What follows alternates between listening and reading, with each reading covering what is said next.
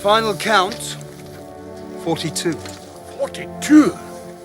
Oh, that's not bad for a pointy-eared elvish princeling.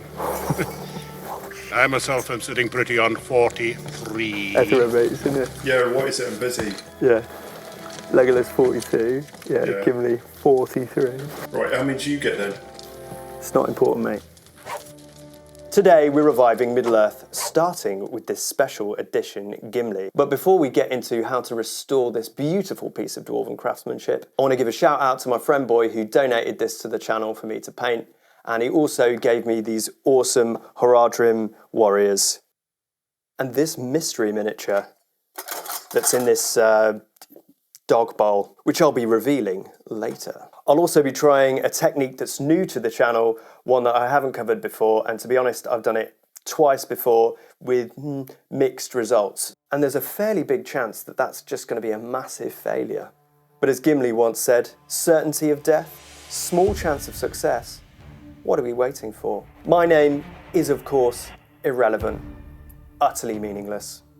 And this is the Wizard's Brush. Step 1, dousing it in paint stripper. I'd recommend safety goggles because this stuff splashes around like the Watcher in the water. Step 3, scrubbing off the paint stripper until we're left with this handsome looking metal miniature. And nothing says you mean business like medium ballast. We're going to use this to create the feeling of that stony Helm's Deepy ground.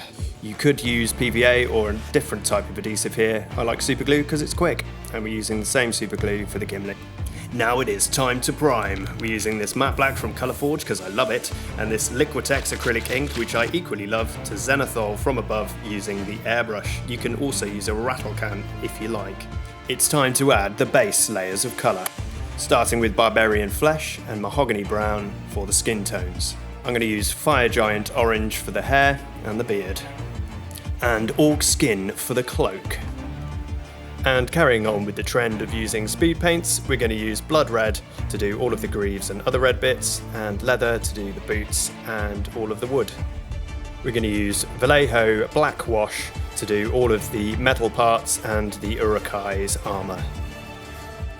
And now Dark Flesh from Vallejo to do the pipe and the raised areas on the hair.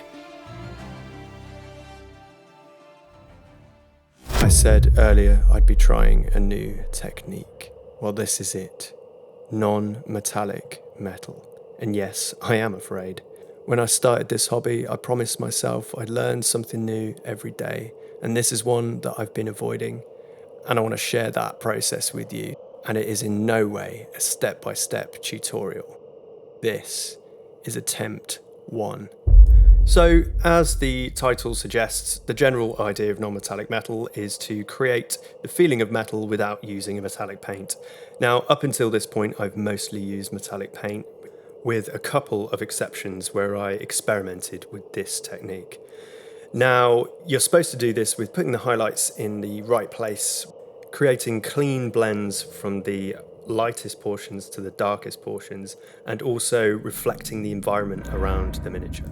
I watched some amazing videos on this, and they did, however, make it seem a lot easier than it actually is. And I ended up getting caught in that loop that I'm sure is familiar to a lot of you out there, of where you're making a mistake and painting over it, feeling like you're not good enough, and then going again and again and again and again and again, until you end up feeling really defeated, like I do in this next bit. So it turns out that non-metallic metal, if you haven't tried it before, is really difficult, or at least I'm finding it very difficult. As I said earlier, I've tried it a couple of times before, and I was just kind of winging it. And I've tried all the wet blending and this and that, and yeah, it just looks bad. It looks bad right now.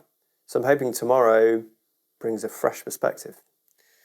But for now, I'm toast. I'm fucking toast, man. The next day, feeling a sense of righteous fury, I stripped away the non-metallic metal I'd already done with some isopropyl and re-primed in black, ready to go again later. Using that same feeling of fury, I'm going to start building up the flesh tones, from the darkest to the mid-tones to the highlights. And then using dark flesh to build up all of the other golden highlights and all the golden bits. Yeah, come on. And then I found myself in a green clearing, and it was just me and this cloak. There's something about painting cloaks that I really, really enjoy, and it just chills me out, man. Here I was using LOTR green and another green that, do you know what, I'm so chilled out, I've forgotten what the other green was. But it was brighter and lighter and perfect for highlights. Non-metallic metal attempt 2. This time I had a look at some pictures I took before I started painting to see exactly where the highlights needed to fall. This time I wasn't winging it. I knew exactly where I wanted to put the highlights. I'd already pre-planned this, and I started by marking up exactly where I wanted the highlights to peak. The question is, will it work? I've brought my face incredibly close to you for a reason. Earlier I said I'd reveal what's in the bucket, and now is that time. I know you've been thinking about it. I have. It's a vintage metal Balrog. Infamously nightmarish to build. Thankfully, the wings are plastic. However, this is going to require pinning. If you would like to see me lose mind again, then please let me know in the comments and I'll do the Balrog as the next video. Also on my workstation, I've got an army of metal Lord of the Rings miniatures that you can see here.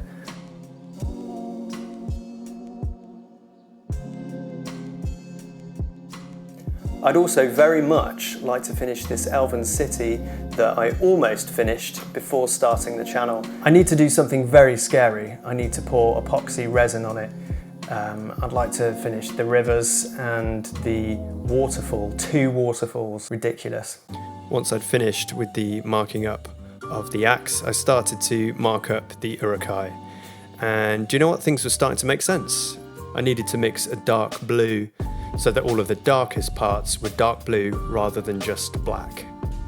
Rather than waiting for all of these layers to dry, I started to wet blend these together using a mid-blue grey. To see if the effect was working, I used white edge highlight. And now I started working on the urukai, and I wanted to start adding some reflections here of the red pauldrons. So I applied some at the edge of the axe and on the urukai.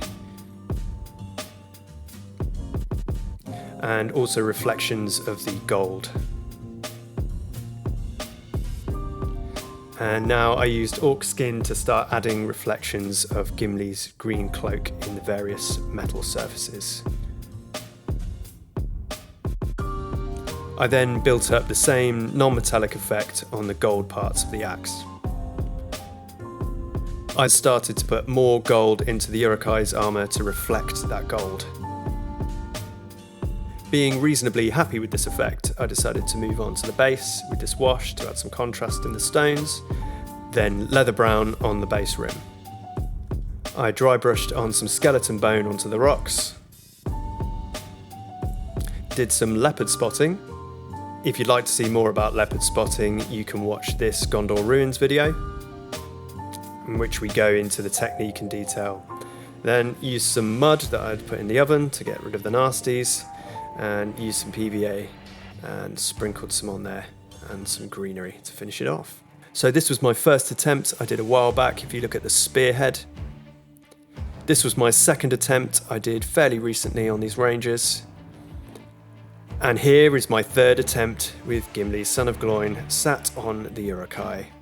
Now I was pretty happy with this until I realised I hadn't done the urukai's face. So I finished the urukai's face and I took the effect a little bit further and a little bit further again and then a little bit further again. And I started to realise I was tinkering a little bit, but I decided to stop at a certain point. I think Dave from MS Paint says it best. Finished is better than perfect. And you know what? I'm happy, at least at my current stage anyway. What I didn't tell you is that I've got a secondary Gimli that is identical, unpainted, ready to go. I'm going to come back to that in a year's time and see if I've improved on non-metallic metal and all the other techniques. At this point, I'd just like to show you a few close-ups of this elven city that is yet unfinished. And as I said earlier, I'd love to finish this. And if you'd like to see that happen on the channel, then please let me know. As I said, I'd love to sort out these waterfalls and get all the epoxy done and perhaps put some lights in too. Please consider subscribing so you don't miss out on any Middle-earth tutorials, terrain tutorials, Age of Sigmar, Warhammer the Old World if I can afford it / get it because it's not available right now. Obviously Gimli was a metal miniature, but How do you restore plastic miniatures? You're going to have to click here.